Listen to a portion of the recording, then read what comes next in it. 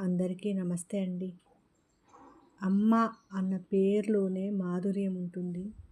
కానీ ఆడవాళ్ళలాగా పుట్టిన అందరికీ ఆ మాధుర్యం ఉండదు. నిజంగా అమ్మ అంటే తను ఎలా ఉన్నా పర్వాలేదు కానీ తన పిల్లలు ఎప్పుడు బాగుండాలి అని కోరుకునేదే కేవలం మన అమ్మే. ముఖ్యంగా మన తల్లిదండ్రులే మాత్రమే ఉంటారట్లా. మనం ఏ స్థితిలో ఉన్నా, ఎంత ఎత్తుకు ఎదిగినా, ఏమి లేని పరిస్థితిలో ఉన్నా, ఆపదలు వచ్చినా, కష్టాలు, సుఖాలు ఏవి వచ్చినా అమ్మ అనేదే మనల్ని హక్కున చేర్చుకుంటుంది. తండ్రి కంటే ముందు తల్లే హక్కున చేర్చుకుంటుంది. నేను చచ్చిపోయినా పర్వాలేదు, నా పిల్లలు బతకాలి అని కోరుకునేదే అమ్మ.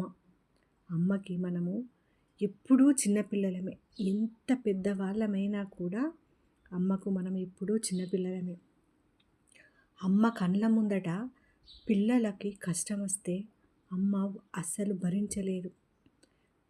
నేను ఉండగా నా పిల్లలకి ఇంత బాధ వచ్చింది అని ఆమె దిగులుతో సగమైపోతుంది. ఆమె ఓదార్చుకోలేదు. ఆమె కడుపున పుట్టిన పిల్లలని ఓదార్చుకోవడానికి ఆమె శక్తి సరిపోదు. కానీ అమ్మ అనే పదానికి ఎంత ప్రేమ, ఎంత అర్థం ఉందంటే ఆ అమ్మ సృష్టికి మూలం.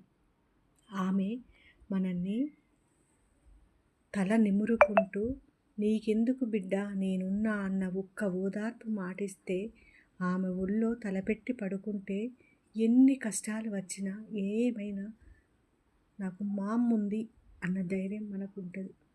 కానీ తల్లి లేని పిల్లల కథ ఎలా ఉంటుంది? ఎంత ఆస్తుపాస్తులు ఏమున్నా తల్లి లేని బాధ అనుభవించిన వాళ్ళకి అర్థమవుతుంది.